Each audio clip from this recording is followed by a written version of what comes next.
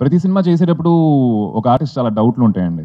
కానీ పవన్ తోటి first day తర్వాత I decided not to use my own brain, ఎక్కువ లేకపోయినా కూడా దాన్ని పక్కన పెట్టేద్దాం. Because this man is so clear in what is doing. So తను చెప్పేది ఒక 10% చేస్తే చాలా చాలా బాగుంటుందని చెప్పి డిసైడ్ అయిపోయాను.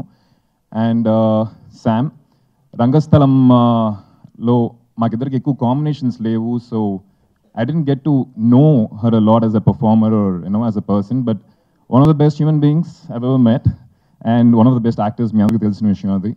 అండ్ నికేత్, ఐ థింక్ ఈ సినిమా తన కెమెరామ్యాన్తో పాటు బాడీ బిల్డింగ్ కూడా చేశాడు అనుకుంటా. సినిమా మొత్తం తన కెమెరా షోల్డర్ మీద పెట్టుకుని తీసాడు. కింద పెట్టాడంటే పవన్ చేతిలో అయిపోతాడు. సో ఆ ఒక న్యాచురల్ ఫీల్ రావడం కోసం తను he did a lot of work from his side and producers.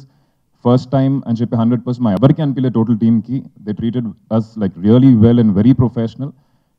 ఈ సినిమా వచ్చి రీమేక్ అనే విషయం మీ అందరికీ ఆల్రెడీ తెలిసిందే.